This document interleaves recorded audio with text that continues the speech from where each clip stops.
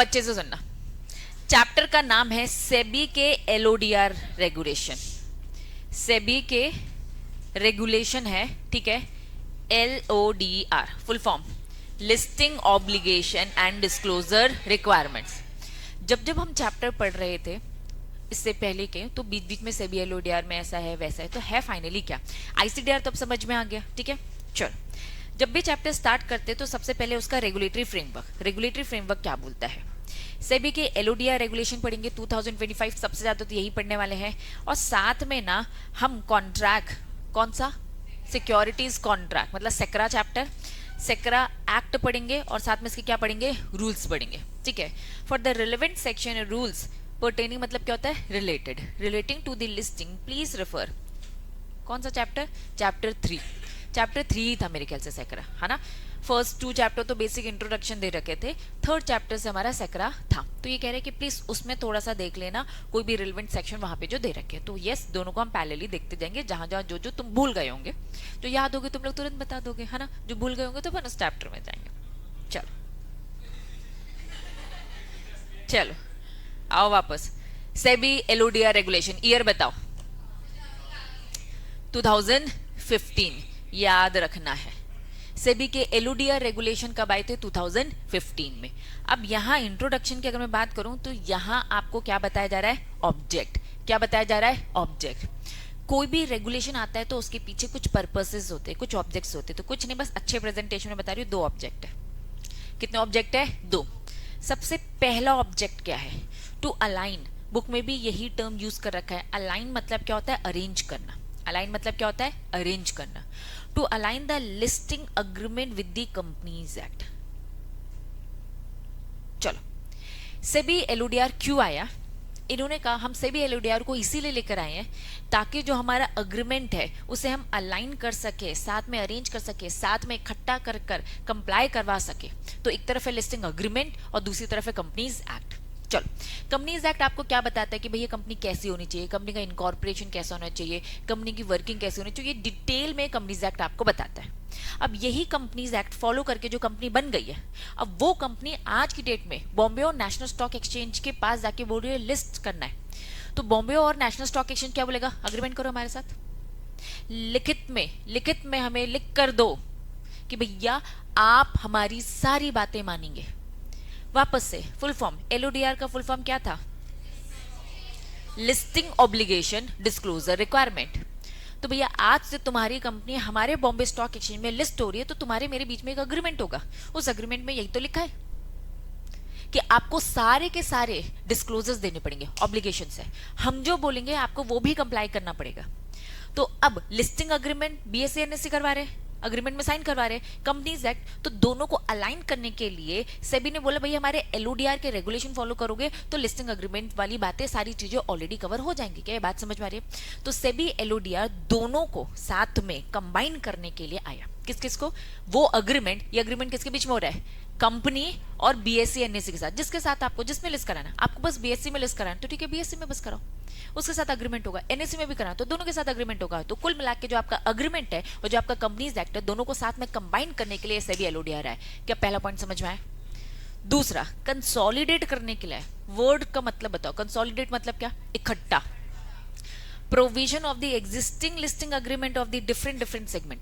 अब देखो पुराना जो अग्रीमेंट चलता था, है ना, ये भी न्यू अपडेटेड वर्जन ही आए हैं, तो जितने भी डिफरेंट सेगमेंट में जो डिफरेंट बातें चले उन सबको साथ में कंसोलिडेट करने के लिए। तो पहला पॉइंट भी यही कह रहे हैं कि कंपनीज एक्ट के साथ हम क्या कर रहे हैं, कंसोलिडेट ही कर रहे हैं। अलाइन लिखा है लेकिन मतलब तो ये दोनों को साथ में इकट्ठा ही तो कर रहे हैं। सेकंड पॉइंट भी ये कह रहे हैं कि भैया डिफरेंट सेगमेंट के जो अग्रीमेंट है, जो एग्जिस्टिंग ऑलरेडी जो पुराने चल रहे उनको साथ में इकट्ठा करने के लिए आए। तो कुल मिलाकर सेबी एलओडीआर सबको साथ में इकट्ठा करने के लिए आया है, चाहे वो अब उस अग्रीमेंट को कंपनीज एक्ट के साथ करवा रहा हो और चाहे वो डिफरेंट पुराने जो अग्रीमेंट्स है उनको एक साथ इकट्ठा करना हो। क्या ऑब्जेक्ट समझ में आए। बस यही चीज उन्होंने पैराग्राफ फॉर्म में बोल रखी है, लिखा ही है उन्होंने यहाँ पे, देखो 2 ऑब्जेक्टिव है। फर्स्ट उन्होंने बताया अलाइन करने के लिए, ठीक है। देन सेकंड उन्होंने यहाँ पर बताया कि डिफरेंट सिक्योरिटी की जो लिस्टिंग अग्रीमेंट है उसको सिंगल करने के लिए। तो ये 2 ऑब्जेक्टिव उन्होंने बता दिए, बस मैंने बेटर प्रेजेंटेशन में आपको बताया, ठीक है। बेटर प्रेजेंटेशन में ही लिखोगे तो आपके लिए भी अच्छा है। पहला इंट्रोडक्शन समझ में आया, एलओडीआर क्यों आया, टर्म प्लीज इनके यूज करो, मीनिंग मैंने समझा दिया है, ठीक है। पहला टर्म क्या यूज करोगे, अलाइन करने के लिए आया। अग्रीमेंट को किससे, कंपनीज एक्ट से। सेकंड पॉइंट में क्या बोलोगे, कंसोलिडेट करने के लिए एग्जिस्टिंग लिस्टिंग अग्रीमेंट के डिफरेंट डिफरेंट सेगमेंट को। डन। टर्म प्लीज यही यूज करो, जितना स्टैंडर्ड टर्म यूज करोगे उतना अच्छा आंसर। डन। चलो अब आते हैं हेडिंग क्या है, एप्लीकेबिलिटी, रेगुलेशन नंबर 3। ठीक, एप्लीकेबिलिटी दीज रेगुलेशन, कौन सा रेगुलेशन, सेबी एलओडीआर रेगुलेशन। अगर यहाँ पे अब दिस रेगुलेशन लिखा है दैट मीन सेबी एलओडीआर की बात हो रही है। जो ये रेगुलेशन है सेबी एलओडीआर है वो किस पे अप्लाई होंगे, अप्लाई होंगे सारी की सारी listed entity, apply to a listed entity. ठीक है, आपकी कंपनी अगर लिस्ट नहीं है तो आपको ये कंप्लाई करना है, नहीं करना है। भाई आपने बीएससी एनएसएस अग्रीमेंट ही साइन नहीं किया तो क्या आप कंप्लाई करोगे। तो जितनी भी लिस्टिंग कंपनी है उनको ये कंप्लाई करना पड़ेगा। Listed entity which has listed any of the following, क्या लिखा है, डेजिग्नेटेड सिक्योरिटीज। नीचे पूरी सिक्योरिटी के नाम है, नीचे पूरे शेयर सिक्योरिटीज के नाम दे रखे हैं। अगर आपने ये शेयर्स, ये सिक्योरिटीज लिस्ट करवाई हैं तो आपको एलओडीआर फॉलो करना पड़ेगा। बस प्रेजेंटेशन बदल रही हूँ, सारे नाम सुने हुए हैं, सारे नाम सुने हुए। Applicability of the SEBI LODR regulation 2015। चलो अगर आपकी कंपनी की कुछ स्पेसिफाइड सिक्योरिटी है, पॉइंट नंबर 1 क्या लिखा है, अगर आपकी कंपनी ने इक्विटी शेयर लिस्ट किया है तो आपको सेबी एलओडीआर फॉलो करना है। अगर आपकी कंपनी ने क्या, convertible securities, non convertible debt security, कुछ सुना सुना सा लग रहा है, नॉन कन्वर्टेबल डेट सिक्योरिटीज अभी हमने पिछले चैप्टर में पढ़ा। Non convertible redeemable preference share, सुना सुना लग रहा है पिछले चैप्टर का नाम बताओ, NCS, non convertible securities, perpetual debt instrument, perpetual non cumulative preference shares. ठीक है, प्लीज अगर इनको समझना है तो फिर आपको पूरा चैप्टर समझना पड़ेगा। वहां हमने डिटेल में पढ़ा कि भैया क्या होता है परपेचुअल वगैरह वगैरह और उनके सारे रूल्स रेगुलेशंस भी। तो अगर आपकी कंपनी ने ये लिस्ट करवाया है तो आपको क्या करना है, सभी एलओडीआर फॉलो करना है। ठीक है, चलो तो यहाँ पे कुल मिलाकर ये बोला मेरी कंपनी है, मेरी कंपनी के पास डिफरेंट तरीके हैं ना फंड रेज करने के, मैं इक्विटी भी कर सकती हूँ, कन्वर्टेबल भी कर सकती हूँ, ये सभी अलग अलग तरीके। तो आपकी कंपनी ने जिस टाइप के सिक्योरिटीज इशू किए उनको लिस्ट तो करोगे ही, अगर ये लिस्ट है तो एलओडीआर की सारे रेगुलेशन भी कंप्लाई करोगे। चलिए नेक्स्ट क्या लिखा है, इंडियन डिपॉजिटरी रिसिप्ट। क्या होता है इंडियन डिपॉजिटरी रिसिप्ट, बताओ जरा। फॉरेन कंपनी इंडिया में फंड रेज करी है, भैया तुम आकर अगर हमारी कंपनी में लिस्ट हो रहे हो तो भैया आपको भी एलओडीआर फॉलो करना है। मतलब इंडियन कंपनी अगर ये तरीके यूज करती है और फॉरेन कंपनी ये तरीका यूज करती है तो भैया आओ एलओडीआर फॉलो करो। नेक्स्ट क्या लिखा है, सिक्योरिटाइज डेट इंस्ट्रूमेंट, स्टार्टिंग के चैप्टर याद आ रहे है ना, वही non performing asset, SARFAESI act, special purpose vehicle, good, mutual fund scheme. ठीक है, म्यूचुअल फंड यूनिट्स। अब नॉर्मल कंपनी तो भैया शेयर इशू करती है, इक्विटी, डिफरेंट, ये डिबेंचर, ये सब सारी चीजें तुम देख रहे हो। लेकिन भाई म्यूचुअल फंड वाली कंपनी क्या इशू करती है, यूनिट इशू करती है। तो बस टर्म बदल जाता है। तो म्यूचुअल फंड्स की भी अगर यूनिट लिस्ट है तो प्लीज म्यूचुअल फंड आपको भी क्या करना पड़ेगा, सेबी एलओडीआर फॉलो करना पड़ेगा। लास्ट क्या लिखा, अदर, तो जो भी सेबी बता दे वो।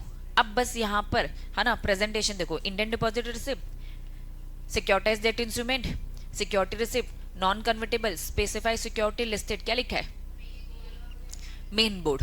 मेन बोर्ड मतलब बॉम्बे और national stock exchange, SME exchange, BSc का ही स्मॉल है ना, मीडियम एंड एंटरप्राइजेस वाला एक्सचेंज। ठीक है, और क्या लिखा है, इनोवेटर ग्रोथ प्लेटफॉर्म, क्या याद आ रहा है, स्टार्टअप कंपनीज। ठीक है, चलो unit issued by mutual funds, any other जो सेबी स्पेसिफाई कर दे। बस मैंने आपको थोड़ी सी नॉन कन्वर्टेबल सिक्योरिटीज की पूरी लिस्ट दे दी। नॉन कन्वर्टेबल सिक्योरिटीज हमारा मतलब क्या है, वो जो चैप्टर पढ़ाता है एनसीएस। ठीक है, क्लियर है बच्चों। चलो तो यहाँ पर सेबी एलओडीआर किस किस में लगेगा ये समझ में आ गया, इन सब में लगेगा। अगर आपने ये सिक्योरिटीज इशू किए तो आपको एलओडीआर फॉलो करना है। डन। पॉइंट नंबर 2 सबकी बुक में है कि नहीं, सब में है, गोल्डी में बस नहीं होगा या फिर अन्या में नहीं होगा। ठीक है, चलो समझेंगे अब applicability of the provision basis of the market capitalisation. Market capitalisation का मतलब पहली बार नहीं सुन रहे हो, अब इतना पढ़ चुके हो सिक्योरिटी लॉ, 50% पढ़ चुके हो तुम। क्या होता है, वेरी गुड, मार्केट कैपिटलाइजेशन मतलब नंबर ऑफ शेयर्स आपके और मार्केट में क्या वैल्यू है। ठीक है, हम अक्सर चैप्टर जब पढ़ रहे थे तो बार बार हम ये पढ़ते थे, जो टॉप 100 कंपनीज है ना, ये टॉप 100 कंपनीज लिस्टेड कंपनीज कैसे पता चली थी, फ्रॉम दी मार्केट कैपिटलाइजेशन। मतलब आपकी पूरी इंडिया में बीएसई एनएसई में जो टॉप 100 लिस्टेड कंपनी दिख रही है, टॉप 500 चल रही है, टॉप 1000 लिस्टेड कंपनी चल रही है, लेकिन ये टॉप है कहां से, पता कैसे चलता है? Through market capitalisation. इन्होंने कहा applicability of the provision of this regulation to be listed entity on the basis of. अक्सर आपने देखा ये जो टॉप 500 लिस्टेड कंपनी है या 1000 2000 लिस्टेड कंपनी है, उनको एक्स्ट्रा कंप्लायंसेस करने पड़ते थे। अगर आप नॉर्मल लिस्टेड कंपनी तो तुमको ये फॉलो करना है, लेकिन आप टॉप 500 में आते हो तुम्हें ये करना पड़ेगा। ऐसी बातें हम पढ़ते थे। तो जो ये टॉप आप थ्रू मार्केट कैपिटलाइजेशन हो रहे आपको एक्स्ट्रा फॉर्मेलिटीज करनी पड़ेगी। तो यहाँ पे उन्होंने बोला shall be determine as follow. जो मार्केट कैपिटलाइजेशन में जो आपको एक्स्ट्रा कंप्लायंसेस लगते हैं वो आपको कैसे फॉलो करना है, A point, B point, C point. थोड़ा बस अच्छे प्रेजेंटेशन में ये तीन बातें ठीक है, तुम्हारी बुक का है, मैं वो रीड कराऊंगी, लेकिन प्लीज आ जाओ। इन्होंने कहा आपकी जो एप्लीकेबिलिटी है वो किस पे बेस्ड है, मार्केट कैपिटलाइजेशन में। सबसे पहली हेडिंग, स्टॉक एक्सचेंज क्या करता है, लिस्ट प्रिपेयर करता है। ये टॉप पता है कैसे चल रहे हैं, तुम टॉप 100 में हो, आप टॉप 500 में हो, टॉप 1000 में, कैसे पता चलता है? स्टॉक एक्सचेंज हर साल कब, 31 जुलाई, 1 जुलाई से कब तक, 31 जुलाई के बीच में एक लिस्ट तैयार करता है।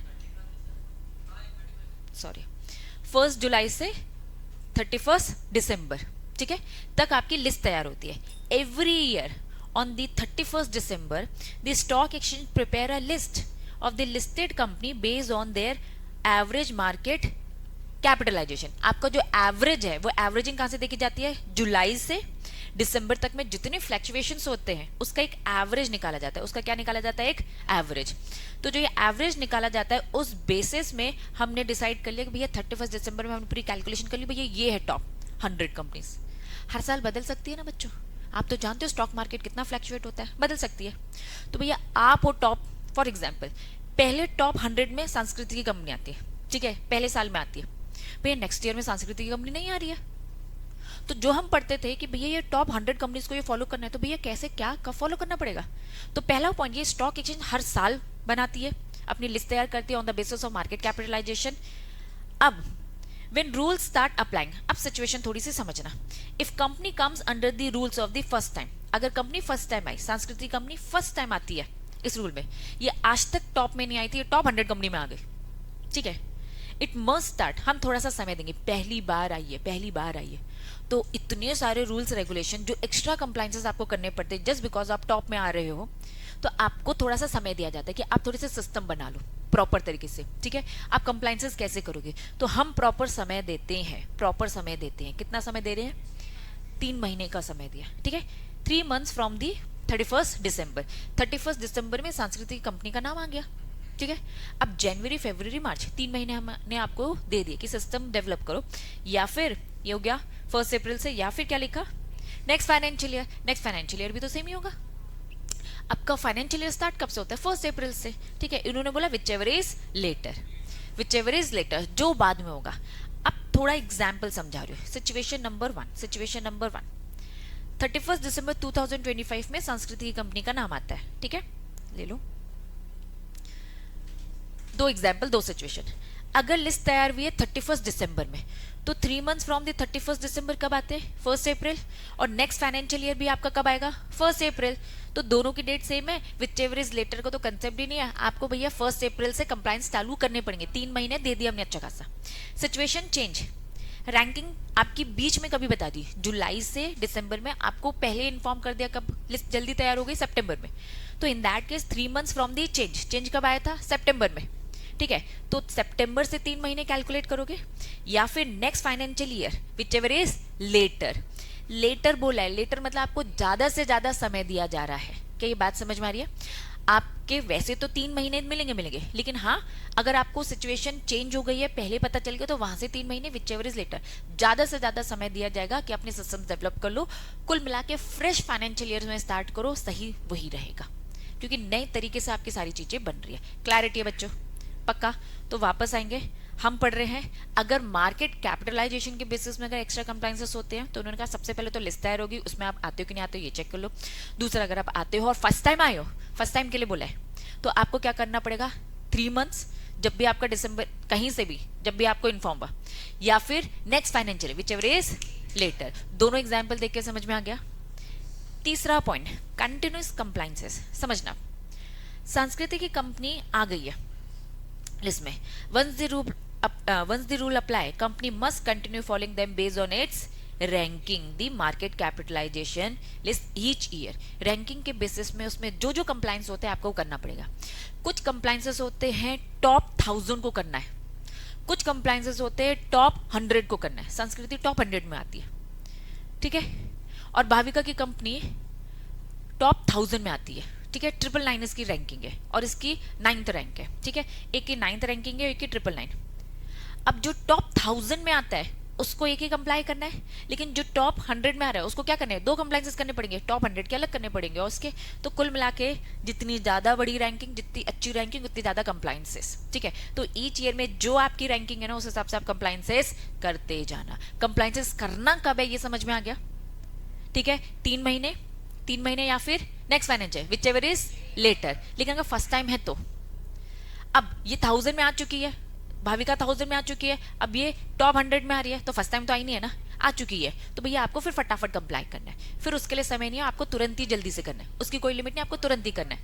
आज लगा कल से चालू हो जाओ भैया, जो जो अप्लाई हो रहा है। लेकिन फर्स्ट टाइम वाले को बोला है सिस्टम बनाने का हम तुम्हें समय दे रहे क्योंकि आप फर्स्ट टाइम आए हो। इनके तो सिस्टम ऑलरेडी डेवलप होंगे, जो 1000 टॉप वाली कर रही थी तो वो अब टॉप 100 वाली भी कर लेगी, तो इनके लिए बोले भाई आपको तुरंत ही करने पड़ेंगे, इनको समय दिया गया क्योंकि ये फर्स्ट टाइम है। 3 बातें समझ में आ गई। अब तुम्हारी बुक की लैंग्वेज की अगर मैं बात करूं, आ जाओ, ये लिखा है every recognise stock exchange. Every recognise हमेशा लिखा रहता है, प्लीज आपके आंसर्स में भी रिकॉग्निशन होनी चाहिए, ठीक है।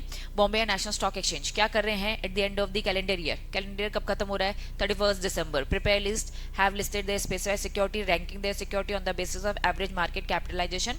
एवरेजिंग कहां से देखी जाती है, जुलाई से दिसंबर तक की।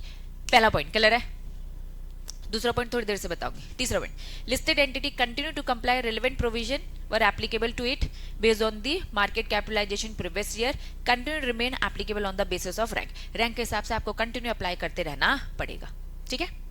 सेकेंड वाला पॉइंट कौन सा, 3 months या फिर next financial, whichever is later. Relevant provision become applicable to listed entity required to be comply with such requirement first time, है ना। अगर आप फर्स्ट टाइम हो और if applicable requiring the comply after any interim period, first time December, interim period में change होता है, interim जैसे मेरे एग्जांपल में सितंबर में चेंज हो रहा है, ठीक है। After the period of 3 months, 3 months कहां से, वही 31 दिसंबर, 3 months अप्रैल में ही जा रहा है। अगर बीच में सितंबर में पता चलता है तो 3 महीने फिर अलग कैलकुलेशन होता है, ठीक है। या फिर from the beginning of the next financial year whichever is later. Concept clear. अब यही चीज को उन्होंने और अच्छे से समझाया है, ठीक है, यहाँ स्टार्टिंग के 2 पॉइंट में। और एक्स्ट्रा बात ये बताई है कि प्लीज फर्दर आपको क्या करना है, ऊपर की स्टार्टिंग की 2-3 बातें सेम वही हैं, रिपीट। साथ में उन्होंने बताया जो डिस्क्लोजर है आपको देना पड़ेगा, क्योंकि अब आप एक लिस्टेड कंपनी और छोटी मोटी नहीं टॉप कंपनीज में आ रही हो, आप रैंकिंग में आ रही हो, तो डिस्क्लोज करना पड़ेगा business responsibility, sustainability report, assurance देनी पड़ेगी आपको, उसमें जो भी दे रखी है report, annual report prepare in the financial. कुल मिला के आपको ये एक्स्ट्रा फॉर्मेलिटी भी करनी पड़ेगी, डिस्क्लोजर देना पड़ता है, और इसमें क्या क्या डिस्क्लोजर होगा आगे चल के पढ़ेंगे। क्लियर है, कुल मिलाकर कंसेप्ट क्लियर। हम क्या पढ़ रहे हैं, एप्लीकेबिलिटी पढ़ी। अगर आपने ये सिक्योरिटीज इशू करी है सेबी एलओडीआर लगेगा, पहला पॉइंट। दूसरा पॉइंट बोलता है अगर आप मार्केट कैपिटलाइजेशन में थोड़ी सी रैंकिंग ज्यादा आते हो तो जो ज्यादा रैंकिंग है जितने कंप्लाइंसेस है आपको फॉलो करने पड़ेंगे। न्यू कंपनी को बोला भैया समय दिया 3 महीने, next financial year whichever is later. पुरानी कंपनी आपको तुरंत ही करने पड़ेंगे जब जब जो लग रहा है, क्योंकि तुम्हारे सिस्टम्स ऑलरेडी बन चुके हैं। क्या 1 and 2 समझ में आ गया। 2A में जाएं, आओ 2A क्या बोलते हैं। The provision of these regulation become applicable to listed entity on the basis of criteria जो market capitalization है, continue unless ranking change in the list।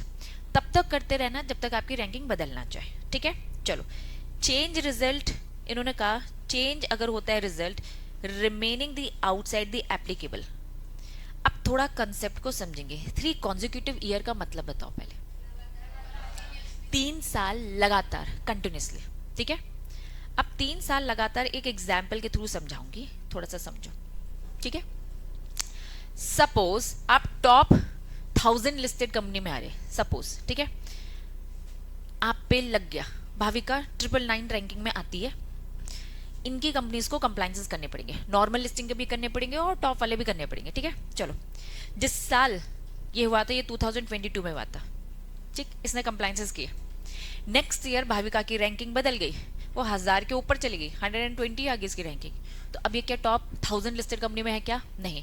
तो अब रैंकिंग डाउन हो गई, 3 साल लगातार ये आई ही नहीं 1000 के अंदर।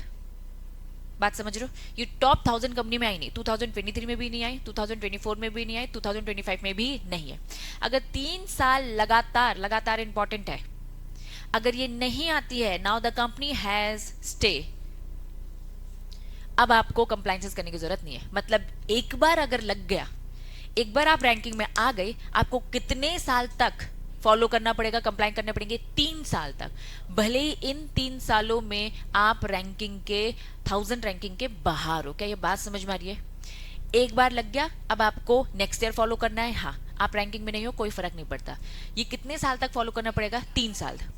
अब जैसे ही 3 साल खत्म होंगे, तो अब हम कहेंगे कि भैया अब आप रैंक में आ ही नहीं रहे हो ना, तो अब आपको वो एक्स्ट्रा कंप्लाइंसेस करने की जरूरत नहीं है। क्या ये बात समझ में आ रही है? क्या ये बात समझ में आ रही है? ठीक है, चलो सिचुएशन चेंज। पहले बताओ, यहां तक चीज क्लियर है? Situation change.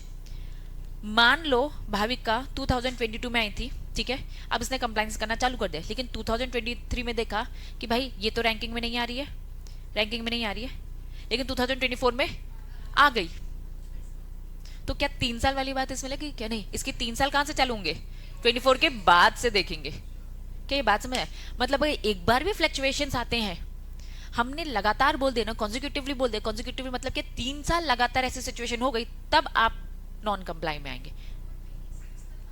यस, क्या ये बात समझ में आ रही है? चलो सिचुएशन वापस से। भाविका कवर नहीं हो रही थी, भाविका कवर नहीं हो रही थी। अगर तीसरे साल भी कवर नहीं होती तो ठीक था, है ना, लेकिन यहां कवर हो गई। अब उसको कंप्लाइंसेस करने पड़ेंगे। हाँ, करते रहने पड़ेंगे। मतलब फ्रेश पीरियड चालू होगा 3 साल का हमेशा, बस ये बात याद रखो। अब 2022 की अगर मैं बात करूं, दिसंबर में डिसाइड हुआ, दिसंबर में डिसाइड हुआ, समझो, दिसंबर में डिसाइड हुआ, दिसंबर 2022 में डिसाइड हुआ था। अब इसको कंप्लाइंसेस चालू करना तो न्यू फाइनेंशियल ईयर कहां से? पहली बार हुए तो न्यू फाइनेंशियल ईयर 1 अप्रैल से 2023 से कंप्लाई किया। इसने कंप्लाई चालू कर दिया, लेकिन 2023 की जब दिसंबर की लिस्ट बनी तो वो नहीं थी। क्या ये बात समझ में आ रही है? क्या अब उसे नेक्स्ट ईयर फॉलो करना है? हाँ, फॉलो करना है। फॉलो किया उसने 2024 में भी, तो देखा भैया इस साल की भी लिस्ट में वो कवर नहीं हुई, लिस्ट में कवर नहीं हुई। क्या नेक्स्ट ईयर फॉलो करना है? हाँ। अब उसने देखा कवर हो गई, कंटिन्यू करते रहो भाई, करते रहो। मान लो कवर नहीं हुई, अब वो 2026 से नहीं फॉलो करेगी। क्या ये बात समझ में आ रही है? तो कुल मिला के 3 कॉन्जिक्यूटिव ईयर का मतलब समझ में आ रहा है? 3 कॉन्जिक्यूटिव ईयर का मतलब समझ में आ रहा है? तो आ जाओ अच्छे प्रेजेंटेशन में। ये तुम्हारा रूल 2A 2B और थर्ड पॉइंट पढ़ रहे, 1 एंड 2 समझ में आ गया?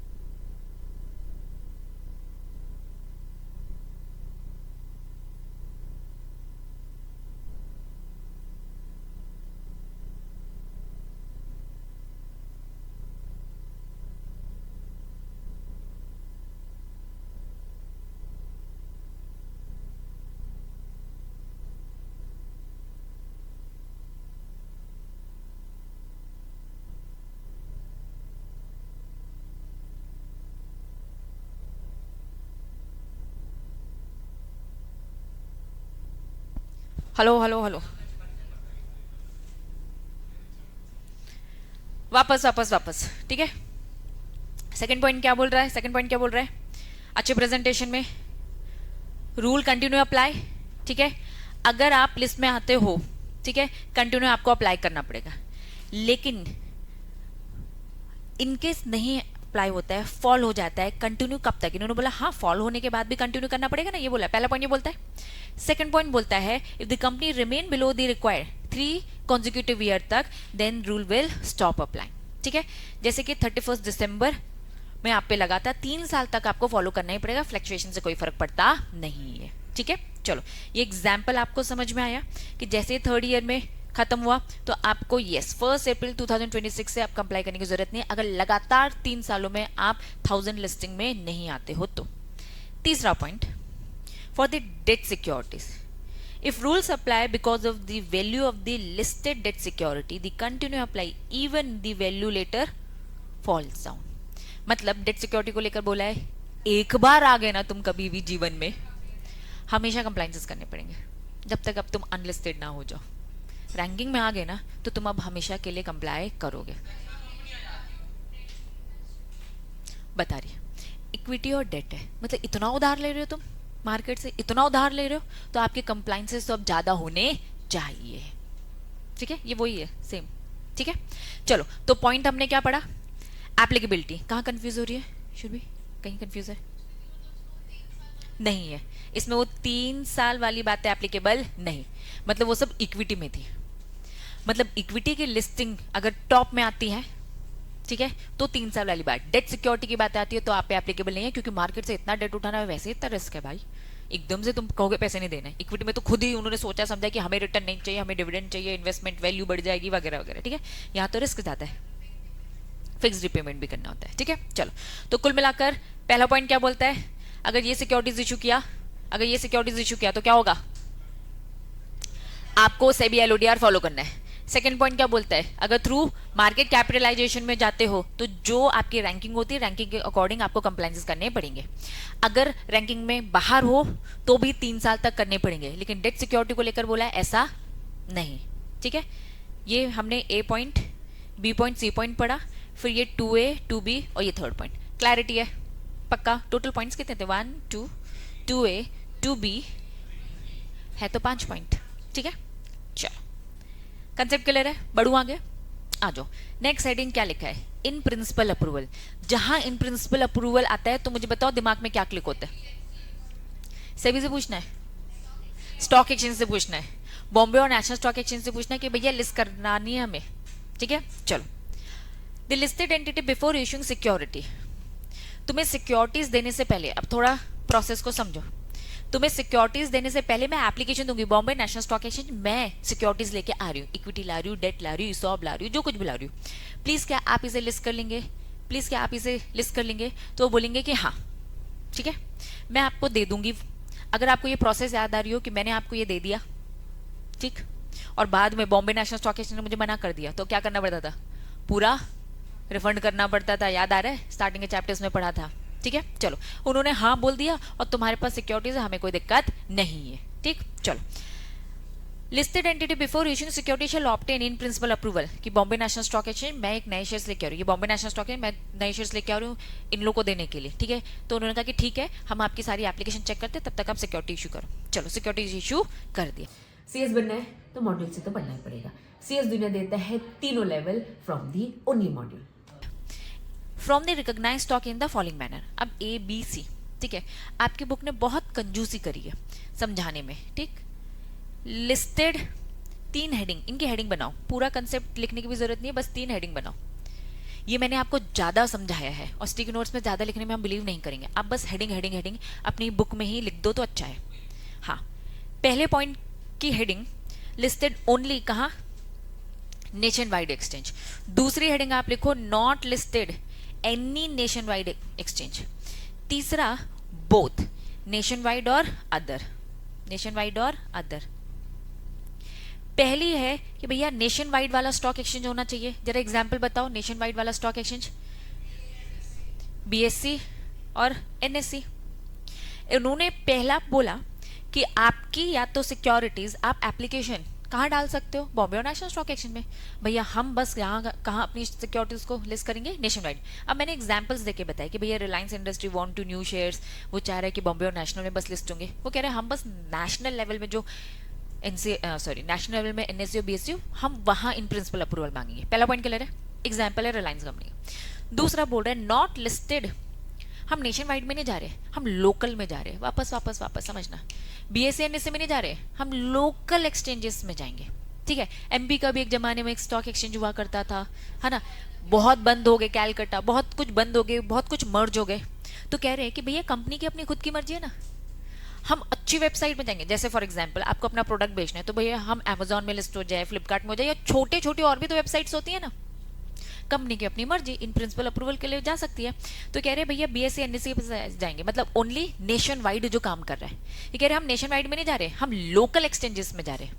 लेकिन क्या लिखा है, in India this scenario is less common, क्योंकि आज की डेट में क्या हो गया है, बॉम्बे और नेशनल ही बचा है। अब अगर आप छोटी में जाओगे तो भैया वहां पे आप फंड रेज कर ही नहीं पाओगे। बाहर तो है, लेकिन मैं कह रही हूँ इंडिया की बात करूँ मैं, इंडिया में लोकल है ही नहीं, खत्म ही हो गया ऑलमोस्ट। ठीक है, और अगर जाते भी हो जैसे तैसे, समझ लो आज एक बन जाता है, तो वहां पर अभी मार्केट इतना बड़ा तो वही नहीं है।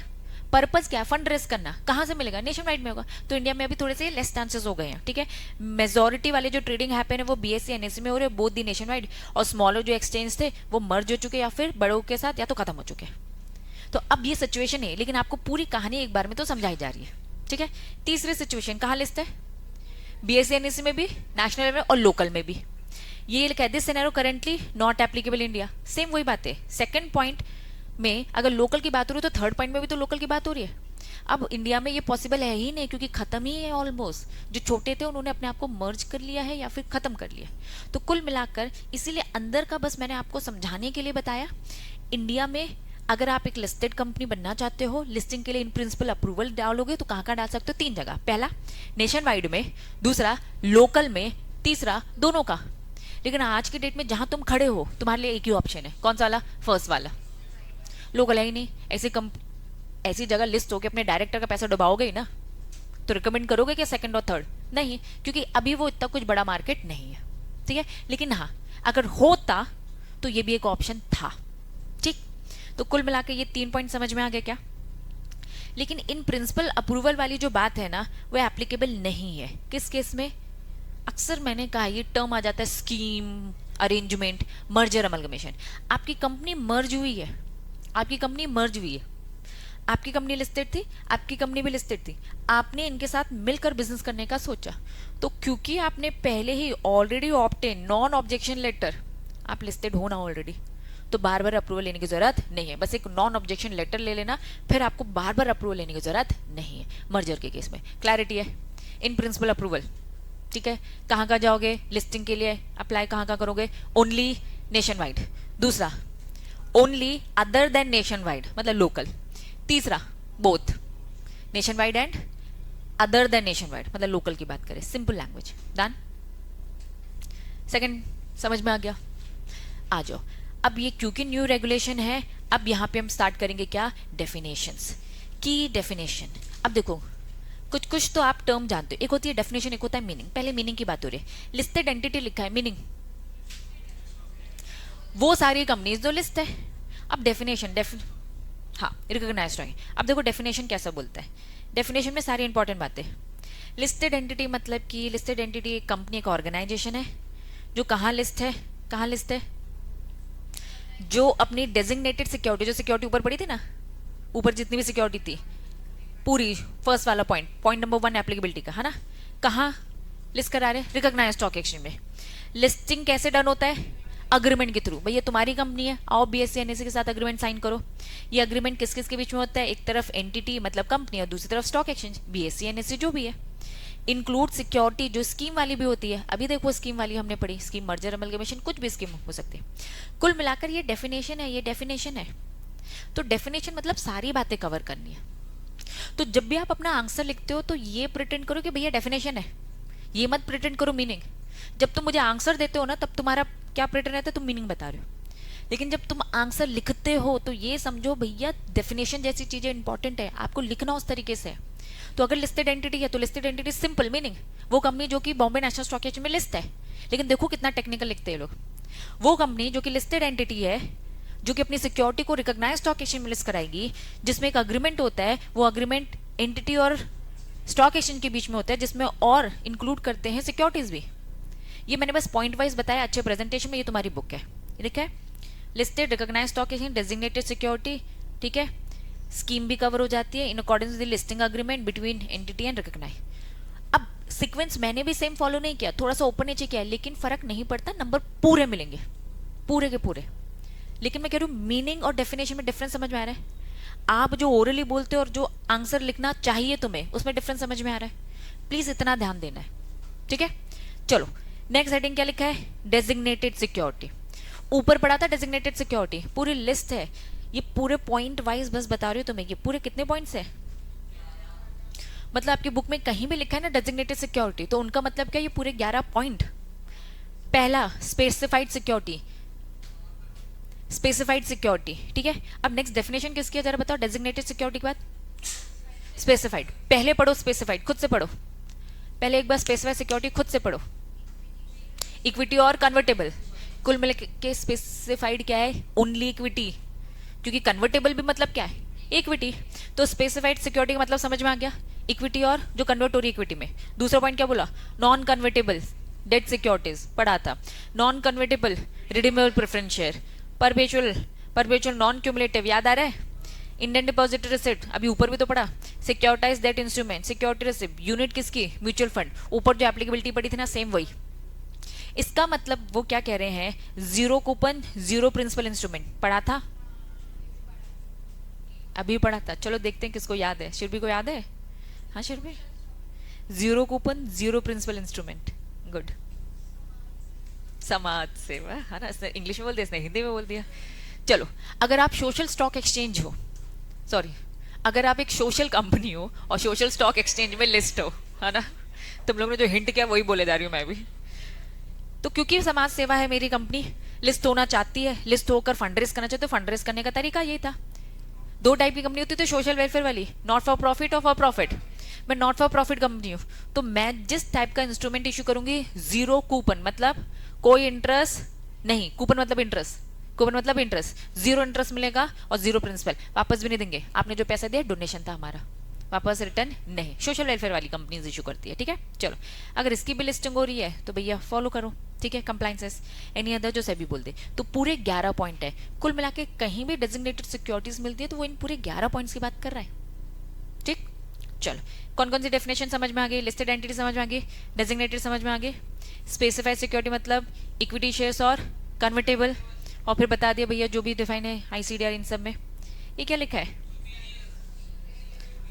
सुपीरियर वोटिंग राइट वाले, याद आ गया, ठीक है, जो प्रमोटर्स को फाउंडर्स को दिया जाता है। हाँ विशेष की बुक में है ना बेटा, ऐड करो ऐड करो, मैं अपडेटेड वाली बुक में आ गई, मत टेंशन लो। अब जो नहीं दिख रहा है, तुम लोग ऐसे नहीं बोल सकते हट गया है ना, तुम लोग पुराने हो गए, अभी तो बोलते जा रहे थे अरे दीदी हट गया है ना, रखिए दी से, मैंने बोला अरे दो मुझे, चलो।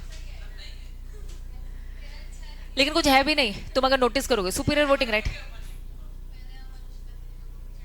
है ना, ये इंस्टीट्यूट है भैया नहीं है ना, लेकिन यहाँ इकलौता विशेष ही बस बोलेगा कि किसी की बुक में नहीं है। चलो लिस्टिंग अग्रीमेंट का मीनिंग ध्यान दो, लिस्टिंग अग्रीमेंट का मतलब क्या है, अग्रीमेंट किसके साथ हो रहा है, agreement between recognised stock exchange और एंटिटी।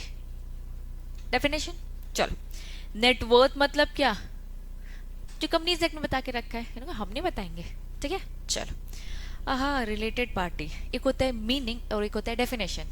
चलो मीनिंग तो तुम मुझे बहुत, मीनिंग तो तुमको हर किसी का आज की डेट में आता है ना, वो बीकॉम वाले बच्चे होते हैं ना, कुछ भी पूछा जाए कुछ ना कुछ तो बोल देंगे अपन, वैसे हो गए अब तुम इतने एलिजिबल हो चुके हो ना, मीनिंग बता दोगे, डेफिनेशन बस मत पूछो दीदी क्या होता है रिलेटेड पार्टी, बताओ। हाँ हाँ, इनसे रिलेटेड लोग, है ना, ये था मीनिंग। चलो आज डेफिनेशन, है ना, मीनिंग मत लिखना एग्जाम में, अच्छा लिखना है उसमें बस इतना ही कंटेंट लिखो बस, और कुछ लिखने की जरूरत ही नहीं है। Compare to all other. Other मतलब क्या? वो ऑर्डिनरी वाले, एक शेयर एक वोट वाले तुच्छ लोग, है ना, सुपीरियर है ये लोग, ऐसा बोल रहे हैं ये लोग। चलो, हाँ, ये एक बार लिख लिया। चलो आ जाओ, क्या है related party? Any one who is defined related party as per companies act. का हम भी नहीं बताएंगे, कंपनीज एक्ट में जब एक बार इतनी डिटेल में बता दिया तो वही वाला। लेकिन बस ऐसी बातें हैं, बस ऐसी बातें नीचे फिर से बता दिया, है ना। हाँ, क्योंकि उनको भी लगता है बच्चों का दर्द, है ना। चलो, वो सब कम किया है ना थोड़ा सा, थोड़ा वही तो बता तो दिया ये। तो रिलेटेड पार्टी कौन है? रिलेटेड पार्टी वो जो कंपनीज एक्ट में बताया गया है, पहला पॉइंट, ठीक है। या तो कंपनीज एक्ट में, या तो भाई अकाउंटिंग के कुछ स्टैंडर्ड्स हैं उसमें। तो कुल मिला के रिलेटेड पार्टी कौन है? रिलेटेड पार्टी डेफिनेशन वो जो कंपनीज एक्ट में बताया है और वो जो अकाउंटिंग स्टैंडर्ड में बताया है। दूसरा, एनी पर्सन और entity, person entity part of company किससे रिलेटेड है? प्रमोटर से। अभी मीनिंग बताते वक्त आप लोग बता रहे थे प्रमोटर से रिलेटेड है, प्रमोटर ग्रुप से। पहला समझ में आ गया, जो कंपनीज एक्ट में और अकाउंटिंग स्टैंडर्ड के अकॉर्डिंग है। दूसरा, जो प्रमोटर से जुड़ा है या फिर प्रमोटर से के ग्रुप से जुड़ा हुआ है, ठीक है। Next, anyone who at any point, कभी भी during the last financial year, पिछले साल में कभी भी ऐसी सिचुएशन हुई है आपकी कंपनी में, मेरी कंपनी में शुरभी ने कितने शेयर्स ले रखे? 30% ले रखे, ठीक है। कितना ले रखा है? 30%, मतलब 20% और मोर। या फिर उन्होंने कहा कि हमने ना लिमिट बदल दी, कब से? 1 अप्रैल 2023 से। पहले हम बोलते थे रिलेटेड पार्टी वो जिसके पास 20% से ज्यादा है, 20 से 20 से। हमने कहा अब कौन है?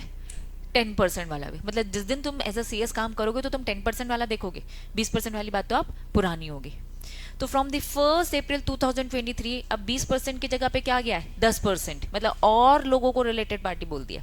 10% और more of the company share hold करके बैठा है, चाहे वो डायरेक्टली चाहे वो इनडायरेक्टली थ्रू दी, जितने भी। शुरभी ने अकेले 5% ले रखा है, लेकिन इससे जुड़े हुए लोगों ने इकट्ठा कर कर क्या कर रखा है? 10% से ज्यादा हो रहा है, तो ये भी रिलेटेड पार्टी आ जाएगी, ठीक है। जो भी section 89 of the companies act के अकॉर्डिंग है। तो बेनिफिशियल इंटरेस्ट 89 में डिटेल में बता के रखेगा कौन कौन कवर होता है, ठीक है।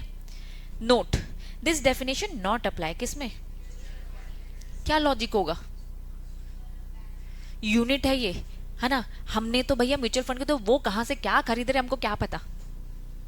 तुम तो खरीद भी नहीं रहे हो। मैंने एसबीआई म्यूचुअल फंड को दिया, उसने किस कंपनी का कितना खरीदा, और सब तो कनेक्टेड ही निकल जाएंगे। तो इन्होंने कहा कि भैया इन लोगों पे ये बातें नहीं लगेंगी, ये लोग रिलेटेड पार्टी की डेफिनेशन से साइड है, ठीक। लॉजिक, क्योंकि हम नहीं लगाते हैं, वो म्यूचुअल फंड कंपनी लगाती है, उनका खुद का अलग सा सिस्टम रहता है, उनमें एप्लीकेबिलिटी भी अलग रहती है, इनके रेगुलेशन ही म्यूचुअल फंड के अलग रहते हैं, पढ़ेंगे वो भी अलग से, ठीक। हाँ, अब पढ़ेंगे ना, रुको। ये समझ में आ गया शॉर्ट में। चलो, तो कितनी बातें थी? 3 बातें। पहला क्या? जो कंपनीज एक्ट के अकॉर्डिंग अकाउंटिंग स्टैंडर्ड के अकॉर्डिंग है। दूसरा, प्रमोटर ग्रुप का पार्ट है, ठीक है। तीसरा, पहले 20 हुआ करता था, अब 10% और उससे ज्यादा का भी अगर आपके पास शेयर होल्डिंग है, डायरेक्टली इनडायरेक्टली इकट्ठा कर कर भी, दोनों लिखना पड़ेगा। लेकिन अब हटा देना चाहिए, लेकिन जब तक नहीं हटाए तुमको लिखना पड़ेगा। बुक और अपडेट होगी तो शायद हटा देंगे, है ना, और अपडेट होगी तो। अब आ जाओ, वो आता ही रहता है उन लोग का, है ना। चलो, related party defined as per companies act section या applicable accounting standard, provided that, ये मैंने आपको बताया, person entity forming part of promoter group, any person entity holding equity share, कितना? 20% और मोर, और 10%, लेकिन कब से? 1 अप्रैल 2023 से, ठीक। लिस्टेड एंटिटी आइदर डायरेक्टली, और जो बेनिफिशियल इंटरेस्ट बोला है दैट वाज इनडायरेक्टली, जो सेक्शन 89 कंपनीज एक्ट के according at any time during the immediate preceding financial, पिछले साल हम देखेंगे। शेल बी डीम्ड, इन लोगों को बोल दे हम मान लेंगे ना आप रिलेटेड पार्टी हो, मान लिया जाएगा, ये इसी का कंटिन्यू पॉइंट है, ये इसी का कंटिन्यू पॉइंट है, ठीक है। मान लिया जाएगा कि आप रिलेटेड पार्टी हो, मतलब रिलेटेड पार्टी तो वो है जो कंपनीज एक्ट में दे रखा है, इन सबको भी हम मानते हैं कि आप भी मान लिया, डीम्ड मतलब मान लिया जाएगा, आप भी रिलेटेड पार्टी। तो कुल मिलाकर तीनों रिलेटेड पार्टी जो कंपनीज एक्ट में दे रखा है, और सेकंड पॉइंट जो प्रमोटर का भी पार्ट है, और तीसरा 20% और 10% वाला। तो ए वाला भी डीम्ड है और बी वाला भी क्या है? डीम्ड। ए और बी दोनों डीम्ड रिलेटेड पार्टी है, अदरवाइज रिलेटेड पार्टी तो वही है जो कंपनीज एक्ट में दे रखा है, related party as per companies act. और बाकी ए और बी डीम्ड रिलेटेड पार्टी, मान लिए जाएंगे आप भी रिलेटेड पार्टी हो। क्लैरिटी है? नीचे provided further that it's definition not applicable mutual fund के केस में। डन? डेफिनेशन समझ में आ गई? पक्का? चलो इसे एक बार फटाफट याद करो, है ना, 2 मिनट में आई है। ठीक है, थोड़ी देर से आओ। ठीक है, थैंक यू, करवा दूंगी। आ जाओ, इंपॉर्टेंट डेफिनेशन क्या लिखा है बताओ। इंडिपेंडेंट डायरेक्टर, पहले तो मीनिंग बताओ इंडिपेंडेंट डायरेक्टर का। स्वतंत्र। चलो आ जाओ, शुद्ध क्या बोल सकते हो? इंडिपेंडेंट डायरेक्टर का मतलब क्या है? Non executive director. ठीक है, चलो पहले मुझे बताओ एग्जीक्यूटिव डायरेक्टर क्या होता है? एग्जीक्यूटिव जो एग्जीक्यूट करता है ना, जो दिन भर इन्वॉल्व है, एग्जीक्यूटिव है ना, दिन भर इन्वॉल्व हो, काम कर रहे हो, डे टू डे, कुल मिलाकर ये बोलूं डे टू डे ऑपरेशन में इन्वॉल्व है। अगर नॉन एग्जीक्यूटिव लिख दिया है, इसका मतलब क्या है? डे टू डे ऑपरेशनल चीजों में नहीं है ना। हाँ, मैं हूँ एग्जीक्यूटिव, देखा जाए मैं दिन भर ही मैं एग्जीक्यूटिव, साक्षी दीदी को बनाते हैं नॉन एग्जीक्यूटिव। ठीक है, चलो सर को भी, अमन सर को भी नॉन एग्जीक्यूटिव बनाते हैं। ठीक है, चलो पूरा याद है तुम्हें? गुड गुड गुड, है ना। बस बस बस, अभी आएंगे, सब आएंगे, है ना। इंडिपेंडेंट डायरेक्टर मतलब जो डेली ऑपरेशनल लेवल में नहीं है, नॉन एग्जीक्यूटिव डायरेक्टर होता है, ये समझ में आ गया। लेकिन कह रहे अदर देन, हम यहाँ पे नॉमिनी डायरेक्टर की बात नहीं कर रहे। नॉमिनी डायरेक्टर को याद है, डिबेंचर ट्रस्टी को भी लगता है कभी कभार, तो वो बिठा देता है, बैंक से पैसा ले लिया अपन ने, है ना, उनको लोन की, कुल मिलाकर लोन वोन से, फ्रॉड से रिलेटेड कोई भी टेंशन वाली काम आते हैं तो नॉमिनी डायरेक्टर आता है। तो इंडिपेंडेंट डायरेक्टर एक तरीके से नॉन एग्जीक्यूटिव डायरेक्टर होता है, जो कि नॉमिनी डायरेक्टर नहीं होता है। ठीक है, तो होता कौन है? आ जाओ, पूरी पूरी लिस्ट पढ़ेंगे। ठीक है, आओ। पहला पॉइंट, अच्छा प्रेजेंटेशन, पहला पॉइंट। ठीक है, अच्छे प्रेजेंटेशन में, in the opinion of the board, in the opinion of the board. अब समझना, यहां पर बोर्ड का मतलब क्या है? Board of director. यहां बोर्ड का मतलब सेबी नहीं है। देखो सिक्योरिटी लॉ पढ़ रहे हैं, 99% केसेस में बोर्ड मतलब सेबी आता है, लेकिन प्लीज सिचुएशनल है। यहां बोर्ड मतलब बोर्ड ऑफ डायरेक्टर है, पूरी कंपनी। ठीक है, इस कंपनी के जो बोर्ड ऑफ डायरेक्टर, उनके ओपिनियन के अकॉर्डिंग पर्सन क्या है? इंटीग्रिटी, मतलब पर्सन ऑफ इंटीग्रिटी मतलब ऑनेस्ट है, पोजीशन है इसके पास, रिलेवेंट एक्सपर्टाइज है और एक्सपीरियंस है। समझो, बोर्ड ऑफ डायरेक्टर के अकॉर्डिंग, मैं रॉकेश अभिषेक सर, ठीक है, हम लोगों के ओपिनियन के हिसाब से हमें ना एक टेक्निकल इंसान चाहिए। बहुत टेक्निकल दिक्कत जा रही है। एग्जाम्पल, हमें एक टेक्निकल इंसान चाहिए जिसे टेक्निकल नॉलेज हो। ठीक है, और ये प्रॉब्लम सच भी है, हाँ बता दूं, दिख ही रहा होगा तुम लोग को, है ना। तो हमें क्या चाहिए? एक ऑनेस्ट इंसान, और जिस डायरेक्टर की रिक्वायरमेंट है, मैंने बोला हमारे डायरेक्टरों को किसकी रिक्वायरमेंट? टेक्निकल, कि भैया थोड़ा सा यार ये सब सिस्टम विस्टम समझ ले। ठीक है, टेक्निकल एक्सपर्टीज होनी चाहिए। तो सब कंपनी की अपनी अपनी रिक्वायरमेंट हो सकती है ना। मैंने तो एक एग्जांपल दिया, किसी कंपनी को लग रहा है कि भैया हमें इंजीनियर चाहिए, किसी को चाहिए यार हमें स्पोर्ट्स में चाहिए क्योंकि उस कंपनी का काम स्पोर्ट्स से रिलेटेड है। तो सबकी अपनी रिक्वायरमेंट होगी। तो इंडिपेंडेंट डायरेक्टर कौन है? पॉइंट नंबर 1, इंडिपेंडेंट डायरेक्टर वो है जो बोर्ड ऑफ डायरेक्टर के ओपिनियन के हिसाब से एक ऑनेस्ट इंटीग्रिटी वाला इंसान होना चाहिए, और प्लस साथ में उसके पास वो होना चाहिए जो बोर्ड ऑफ डायरेक्टर को रिक्वायरमेंट है, वो एक्सपीरियंस होना चाहिए। और वो हर कंपनी की अपनी डिफरेंट डिफरेंट हो सकती है। क्या पहला पॉइंट समझ में आया?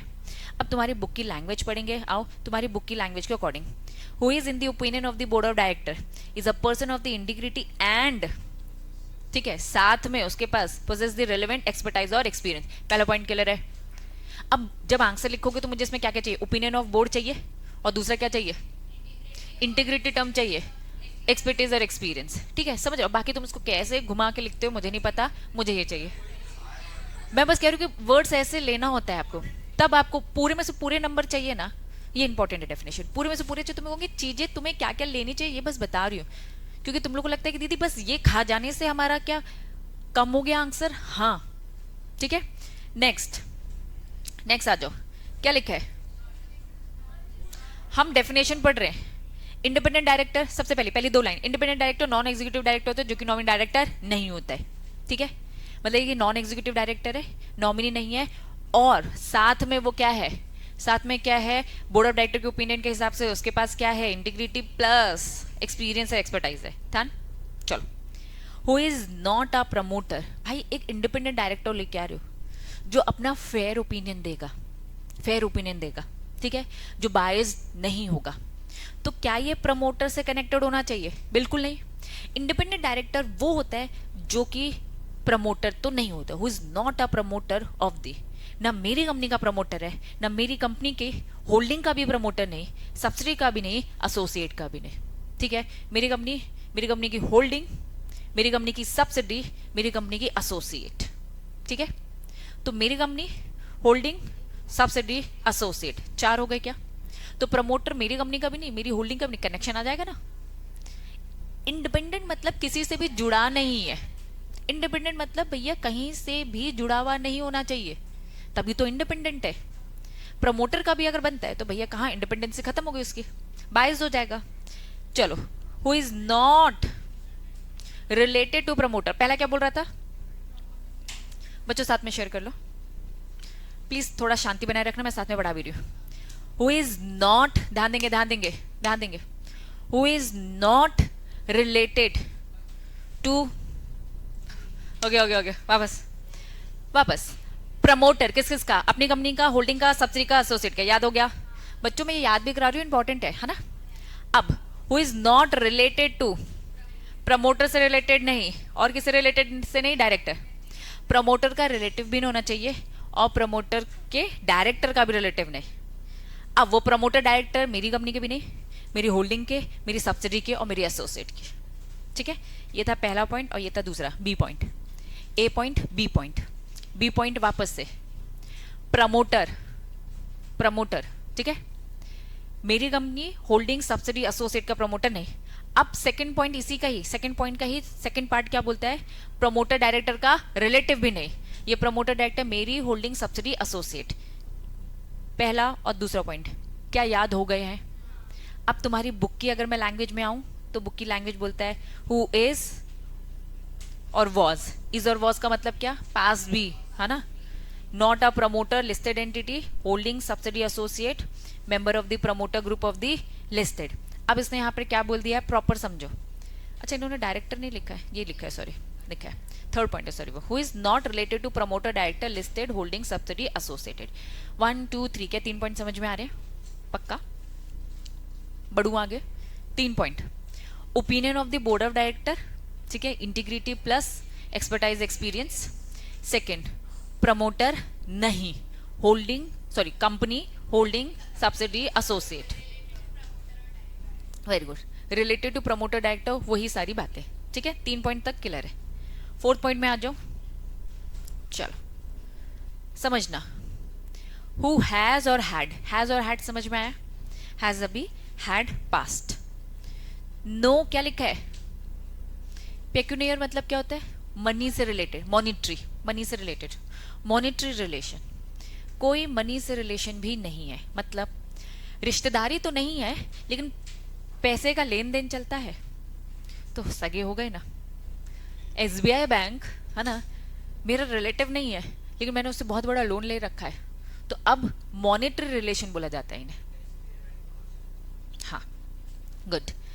हु हैज और हैड नो पेक्यूनियर। इंडिपेंडेंट डायरेक्टर वो होगा जिसका मनी के टर्म पे भी कोई रिलेशन नहीं है, रियल रिश्तेदारी भी नहीं और मॉनेटरी टर्म में भी कोई रिलेशन नहीं। इंडिपेंडेंट डायरेक्टर, ठीक है। अदर देन, जहां बोला अदर देन, इसका मतलब क्या? ये अलाउड है, एक्सेप्शन। वेरी गुड, ये हो सकता है। ठीक है, चलो क्या क्या हो सकता है? रेम्यूनरेशन ऑफ सच डायरेक्टर, इन्होंने कहा मॉनेटरी टर्म। अब मॉनेटरी टर्म में रिलेशन, मैंने एग्जाम्पल दिया लोन का, सैलरी भी तो है। ठीक है, अब मैंने साक्षी मैम को अपॉइंट किया इंडिपेंडेंट डायरेक्टर मेरी कंपनी में, समझना। ठीक है, तो पहला पॉइंट कवर हो रहा है कि ओपिनियन के हिसाब से वो इंटीग्रेट भी पर्सन है और एक्सपर्टाइज भी वही है जो हमें चाहिए थी। सेकंड पॉइंट समझ में आया, वो प्रमोटर नहीं है। ठीक है, होल्डिंग, सब्सिडी, एसोसिएट किसमें भी नहीं। ठीक है, चलो तीसरा पॉइंट क्या है? प्रमोटर का रिलेटिव भी नहीं है, प्रमोटर डायरेक्टर के रिलेटिव में भी नहीं है। ठीक है, अब मैं कह रही हूँ लेकिन क्योंकि वो हमारी कंपनी में इंडिपेंडेंट डायरेक्टर है, इसकी उन्हें हमें फीस तो देनी पड़ेगी, रेम्यूनरेशन तो देना पड़ेगा। इन्होंने कहा कि उनका हमारी कंपनी से पेक्यूनरी रिलेशन भी नहीं होना चाहिए, मनी के टर्म में कोई रिलेशन नहीं, लेकिन मनी वाला रिलेशन चलेगा, सैलरी देने वाला, रेम्यूनरेशन देने वाला, ये चलेगा।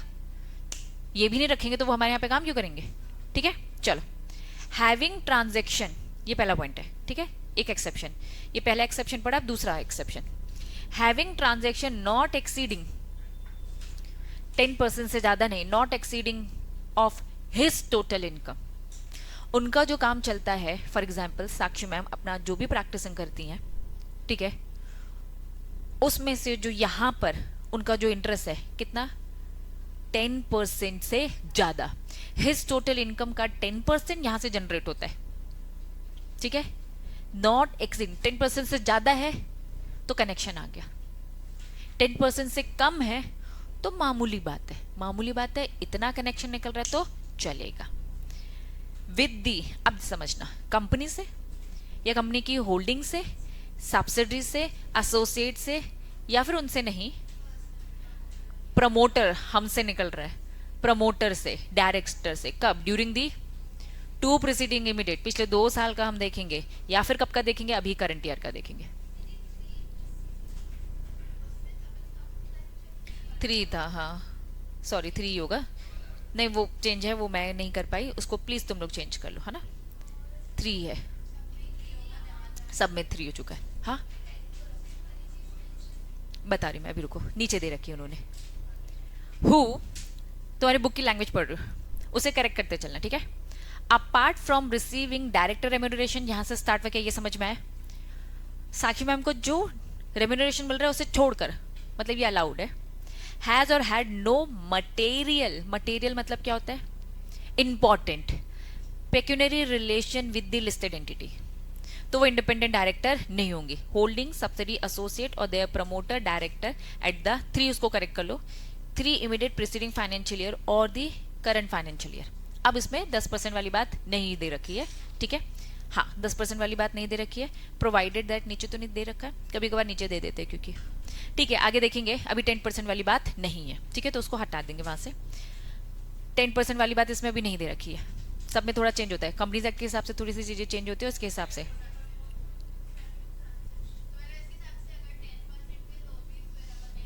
हाँ बस उन्होंने वापस मटेरियल पेक्यूनरी रिलेशन की बस बात करी है, मतलब इन्होंने ये बोल दिया, ये वाला पॉइंट अगर मैं हटा दूं फॉर दैट, ये देखो, इसको एक बार कट करो और मुझे बताओ अभी ठीक हो गया, हु हैज और had no pecuniary relation other than remuneration such director, ठीक है, लेकिन they promoter director during the, कोई भी मटेरियल 3 है, वो चेंजेस बहुत पहले हो चुके हैं मेरे नोट्स में, हाँ मेरे नोट्स में नहीं था वो अपडेट 3 ईयर्स को करने का, ठीक है, प्लीज पहले आप वापस आओ, अगर उसमें से ये हटा दोगे तो मुझे बताओ सही हो गया क्या, पक्का, हु हैज और हैड नो पेक्यूनरी रिलेशन, ठीक है, अदर देन दिस रेम्यूनरेशन, कोई पेक्यूनरी रिलेशन नहीं होना चाहिए पिछले 3 साल में, ठीक है, लेकिन उन्होंने मटेरियल यहां नहीं बताया, कहीं और बता के रखा होगा, नोट्स दे दिया है, ठीक है, लेकिन तुम उसको भी साइड ही रखो, तुम भी ज्यादा ज्ञान मत लो, ज्यादा ज्ञान देने का ट्राई करे मत लो, ठीक है, पक्का यहां तक क्लियर है, हाँ जैसा मेरा इसमें दिख रहा है वैसा, ये ड्रॉप डाउन मतलब ये अदर है, इन्होंने बस क्या बोल दिया है, मटेरियल बोल दिया, बस मटेरियल का डेफिनेशन मैंने आपको 10% बता दिया है, वापस होना चाहिए, आधी अधूरी बात लिखी है बुक में, अगर वो बोल रहे हैं नो मटेरियल पेक्यूनरी रिलेशन, तो क्या उन्होंने बताया क्या मटेरियल और क्या नहीं, मैंने आपको प्रिस्क्राइब करके बता दिया दैट वाज 10%, लेकिन आपकी बुक में वो 10% नहीं है, तो आप ये मान के चलेंगे जो भी प्रिस्क्राइब्ड होगा, क्या अभी ये बात समझ में आ रही है कि अभी भी स्टिल कंफ्यूज हो, बुक में नहीं लिखा है, मैंने आपको ओवर ज्ञान दिया है, उस ओवर ज्ञान को मत लीजिए, क्योंकि आगे चलकर लिख भी दिया तो भी कोई दिक्कत नहीं है, वही देखो, अब क्योंकि प्रिस्क्राइब्ड है, अगर 10% ही लिखा है, रुको नहीं, रुको, वापस से सुनो, सारी बातें थोड़ा अच्छे से सुनो, आधा अधूरा सुनोगे फिर कंफ्यूज हो जाओगे, ठीक है, कोई पेक्यूनरी लिमिट तो होगी, मटेरियल लिखा है तो क्या कोई लिमिट दे रखी है? अगर मैंने एग्जाम्पल बना दिया 10% तो क्या समझ में आ रहा है? लैंग्वेज कनेक्ट हो रही है। अब मैं कह रही हूं कि ये मान के चलो ना, प्रिस्क्राइब्ड लिमिट, जो भी उनकी स्पेसिफाइड लिमिट होगी उससे ज्यादा पिछले 3 सालों में हम देखेंगे। मैंने एग्जाम्पल अगर बोल रही हूं, ठीक है, कि 10%, तो 10% से अगर ऊपर होगा तो आप मटेरियल नेचर के, आप इंडिपेंडेंट डायरेक्टर नहीं बन सकते। कंसेप्ट क्लियर है? अब तुम्हारी बुक में वो लिमिट बताई ही नहीं है, कंपनीज एक्ट में अलग अलग थोड़ा चलता है, वो देखना ही पड़ेगा, ठीक है। आगे चलकर भी ये बताते हैं, यहां पर नहीं है। हाँ, अभी प्रिस्क्राइब लिखो, उसको 10% की जगह लिखो प्रिस्क्राइब्ड जो भी होगा, ठीक है। क्लियर है बच्चों? पहले बताओ, अभी क्लैरिटी है? पक्का? चलो, कितने पॉइंट्स याद हो गए? पहले बताओ। 4। फटाफट। पहला ओपिनियन वाला, ठीक है। दूसरा हेडिंग दो, प्रमोटर नहीं होना चाहिए। तीसरी की हेडिंग क्या है? प्रमोटर डायरेक्टर से रिलेटेड नहीं होना चाहिए। और चौथा पॉइंट ये, पेक्यूनरी रिलेशन नहीं, रेम्यूनरेशन को छोड़कर, ठीक है। और जो भी प्रिस्क्राइब लिमिट होगी उससे कम भी अलाउड है, क्योंकि मटेरियल बोल दिया, मतलब जो नॉन मटेरियल है वो तो अलाउड है ना। मटेरियल अलाउड नहीं है लेकिन नॉन मटेरियल अलाउड है। क्लैरिटी है? 4 पॉइंट क्लियर है। नेक्स्ट पॉइंट थोड़ा सा लंबा चौड़ा है, ए बी सी डी, ठीक है। और 6 पॉइंट भी ए बी सी डी ई बड़े हैं, ठीक है। फिर 7 और 8, ठीक। अब 5th पॉइंट में जा रहे हैं। हाँ बेटा, कैसे लिखना है बाद में बताऊंगी, अभी पूरा ध्यान होगा समझने में, क्या चीजें समझ में आ रही है, ये कहाँ क्या लिखना है मैं बताऊंगी, ठीक है। चलो, 4 पॉइंट तक सबको क्लियर है? ऑल क्लियर है? चलो 5th पॉइंट में आ रही हूँ। हेडिंग बस ऊपर की पढ़ो, क्या लिखा है? None of whose relative. अरे, नन ऑफ हुज रिलेटिव। अब यहां से आ रही हूं मैं, none of his relative, D point, ठीक है। Holding security interest, holding security interest क्या लिखा है? In the company, holding company, subsidiary company और एसोसिएट कंपनी, ठीक है। अब पहला पॉइंट इसका एक बार पढ़ने का ट्राई करो, 2 मिनट आ रही हूं। चलो पहले बोलो, यहां तक पहला point A B C D, ठीक है। लंबा चौड़ा पॉइंट है ना। और साक्षी मैम आ रही हैं, इस कारण से मुझे छोड़ना पड़ेगा, ठीक है। खुश हो जाओ। तो चिल्लर वाला पॉइंट पढ़ो, ये वाला पॉइंट क्या लिखा है? इंडिपेंडेंट डायरेक्टर 21 से कम नहीं होना चाहिए, मतलब 20.5 का नहीं होना चाहिए, पौने 21 का नहीं होना चाहिए, है ना। 21.25 चलेगा, 21 चलेगा, ठीक है। चलो, तो 21 ईयर्स का इंडिपेंडेंट डायरेक्टर। टोटल पॉइंट तुम लोगों ने अभी कितने पढ़े ये बताओ? ये 5 है ना, लेकिन टोटल पॉइंट्स कितने हैं? इसके अकॉर्डिंग 8 है, ठीक है। पहला पढ़ लिया, दूसरा पढ़ लिया, तीसरा पढ़ लिया, चौथा पढ़ लिया और कौन सा पढ़ लिया? 7th पढ़ लिया, ठीक है। अभी दिखने में तो ये तो छोटा है, ट्राई करते हैं समझने का, ठीक है। छोटे छोटे पॉइंट पढ़ा रही हूँ, फिर वो 2 कल की क्लास में करूंगी, ठीक। हु इज नॉट, क्या लिखा है? थोड़ा समझना, नॉट इंडिपेंडेंट डायरेक्टर का मतलब बताओ यार थोड़ा। नॉट, पहला इंडिपेंडेंट डायरेक्टर, उसी की तो डेफिनेशन पढ़ रहे, जो किसी से कहीं भी कोई भी कनेक्शन ना हो, इंडिपेंडेंट डायरेक्टर, पहला समझ में आ गया। दूसरा, अगर मैं बोलूंगी नॉन इंडिपेंडेंट डायरेक्टर, इसका मतलब क्या है? एग्जीक्यूटिव। तीसरा समझना, तीसरा, ठीक है, नॉट नॉन इंडिपेंडेंट डायरेक्टर, बताओ इसका मतलब।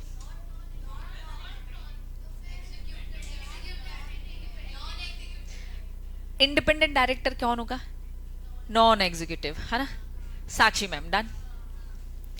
नॉन इंडिपेंडेंट डायरेक्टर मैं, एग्जीक्यूटिव डायरेक्टर, ठीक है। पहला और दूसरा क्लियर है। तीसरा सवाल,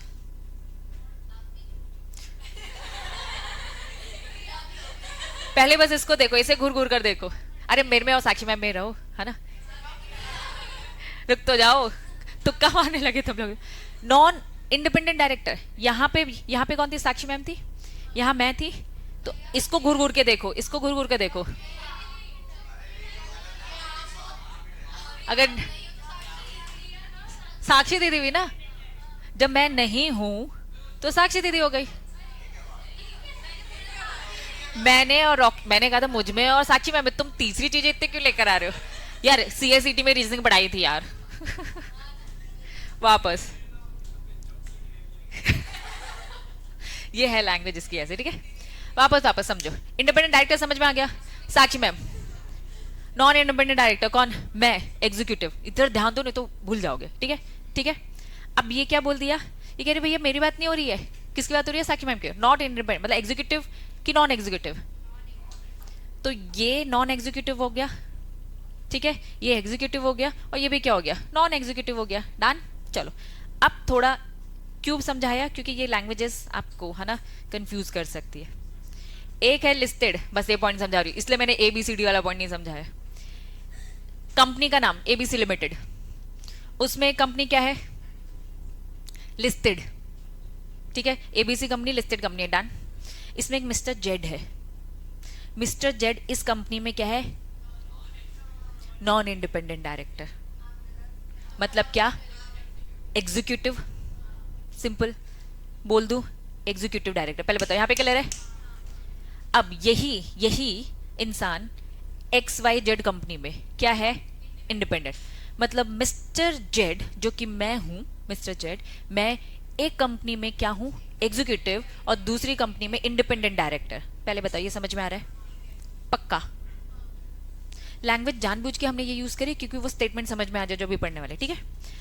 अब इस एक्स वाई जेड कंपनी में एक वाई पर्सन है, वो क्या है इसमें, ये क्यों बजने लगा भाई, क्या लिखा है,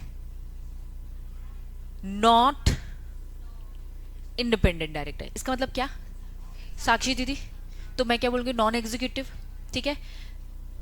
अब इस समझना इस एग्जाम्पल को, अगर वाई इस कंपनी में जेड का connection X Y Z company में हल्का है कि ज्यादा है, इंडिपेंडेंट डायरेक्टर मतलब छोटी मोटी चीजों में हाथ नहीं डालता है, ठीक है। ये यहां पर क्या है, छोटी मोटी चीजों में हाथ डालेगा कि नहीं डालेगा, वाई जो है यहाँ पे छोटे मोटे काम में हाथ डालेगा कि नहीं डालेगा, ये बताओ, नहीं डालेगा, ठीक है। मतलब एक्स वाई जेड कंपनी में जेड भी हल्का काम करता है, हल्का काम की बात, वाई भी क्या करता है, हल्का काम करता है। तो भाई क्या वाई एबीसी कंपनी में इंडिपेंडेंट डायरेक्टर बन सकता है, हाँ बन सकता है। बात समझना थोड़ा सा, इसकी कहानी थोड़ी दूसरे से कनेक्टेड है। सेम एग्जाम्पल जेड, इसमें क्या है, एग्जीक्यूटिव डायरेक्टर है, इसमें क्या है, एग्जीक्यूटिव डायरेक्टर, सेम सिचुएशन। यहां पे क्या है, इंडिपेंडेंट डायरेक्टर है, लेकिन वाई यहां पर क्या है, नॉन, यहां पे नॉन इंडिपेंडेंट डायरेक्टर लिखा है, और यहां पे क्या लिखा था, नॉट नॉन, दोनों में डिफरेंस। नॉन इंडिपेंडेंट मतलब ये एग्जीक्यूटिव हुआ। अब समझना, मैंने एक काम कहा, अब एकदम सिंपल एग्जांपल, साक्षी मैम, मैंने कहा साक्षी मैम आप मेरी कंपनी में इंडिपेंडेंट डायरेक्टर बन जाओ, मैं तो यहाँ एग्जीक्यूटिव हूँ, ठीक है, और मैं आपकी कंपनी में क्या बन जाऊंगी, रुक तो जाओ, बन सकते ही नहीं बन सकते वो बात अलग है। अभी दीदी और मैं बैठ के आराम से बात कर रहे हैं, दीदी आपकी एक कंपनी है और मेरी एक कंपनी है, चलो वापस, साक्षी लिमिटेड, पिंकी लिमिटेड, दो कंपनी, मैं अपनी कंपनी में मेन डायरेक्टर हूँ, साक्षी दीदी अपनी कंपनी में मेन डायरेक्टर है। हमने कहा यार हम दोनों की कंपनी में इंडिपेंडेंट डायरेक्टर बैठाना है, एक काम करते, मैं तुम्हारी कंपनी में इंडिपेंडेंट डायरेक्टर बनते हो, तुम मेरी कंपनी में इंडिपेंडेंट डायरेक्टर। तो हमने किया क्या, एक तरीके से, क्या हम एक्चुअल में फेयर तरीके से डिसीजन लेंगे क्या, नहीं, मैं तुम्हारी कंपनी के लिए कुछ नहीं बोलूंगा, तुम भी मेरी कंपनी के लिए कुछ मत बोलना, ऐसे मांडवली कर ली, लोग कर सकते हैं ना। तो इसीलिए वही ऐसे करते ना तुम लोग, जो कॉपी हम लोग आपस में एक्सचेंज करके चेक करवाते हैं, मेरे नहीं काटना, मैं भी नहीं काट रही हूँ, है ना। तो ऐसा करना सही है क्या, नहीं। तो इसीलिए ध्यान देना, इसीलिए इस एग्जाम्पल में मैं इधर एग्जीक्यूटिव हूं और इधर इंडिपेंडेंट हूं, तो ये यहां पर एग्जीक्यूटिव और ये यहां पे क्या बन रही है, इंडिपेंडेंट। बन सकते हैं क्या, नहीं करना अलाउड है, क्या ये बात समझ में। लेकिन अगर उस कंपनी में मैंने यहाँ पे जब नॉट लिख दिया, इसका मतलब क्या बताया मैंने, इसका मतलब ये कि मैम कंपनी उसमें मेन एग्जीक्यूटिव डायरेक्टर है ही नहीं, मैम भी उसमें इंडिपेंडेंट आ रही है, मैं भी इंडिपेंडेंट हूं, तो क्या वो मेरी कंपनी में इंडिपेंडेंट बन सकती है, हाँ अब तो बन सकती है ना। तो क्या ये दो एग्जाम्पल समझ में आए, यस, अगर नॉट नॉन है तो बन सकती है। यही आपकी जो लैंग्वेज है, अभी तुरंत पढ़कर मुझे बताओ क्या समझ में आ रही है। सिंपल लैंग्वेज तुम्हें ये तो समझ में आ गया ना। इन एग्जाम्पल को मैं साइड करूं, मैम मेरी कंपनी में इंडिपेंडेंट बन रही है और मैं अपनी कंपनी का एग्जीक्यूटिव हूं, ये समझ में आया। और मैम अपनी कंपनी में एग्जीक्यूटिव है ठीक है, और मुझे वो इंडिपेंडेंट रख रही है कि ऐसा कर सकते हैं क्या, नहीं, क्यों, क्योंकि फेयर तरीके से नहीं होगा। बात समझ में आ रही है? तो ये नहीं कर सकते तो क्या कर सकते हैं, नहीं कर सकते ये तुम सबको क्लियर है, ठीक है। कर क्या सकते, वो मैम कंपनी अगर उसमें एग्जीक्यूटिव है ही नहीं, मैम भी वहां पे नॉन एग्जीक्यूटिव है, मैम की कोई और तीसरी कंपनी थी, हम एक कॉमन कंपनी में नॉन एग्जीक्यूटिव बनते हैं तो बन सकते हैं ना बेटा। क्लैरिटी है? ये इन्होंने कंफ्यूज तरीके से समझाया है, समझ में आता तो वेरी गुड, नहीं तो हमेशा एग्जाम्पल का सहारा लोगे, ठीक है, पक्का, बिल्कुल समझा देंगे, ये तो आएगा ही, कवर होगा ही, ठीक है। चलो, हाँ, इंडिपेंडेंट डायरेक्टर की डेफिनेशन नहीं, इसमें नहीं है। इंडिपेंडेंट इंडिपेंडेंट डायरेक्टर की डेफिनेशन कल कंप्लीट तरीके से फिर से पढ़ाऊंगी, तो बिल्कुल डरने की जरूरत नहीं है, लेकिन जो समझ में आ गया उसे पक्के से पढ़कर याद कर कराएंगे, ठीक है। सभा को समाप्त करेंगे।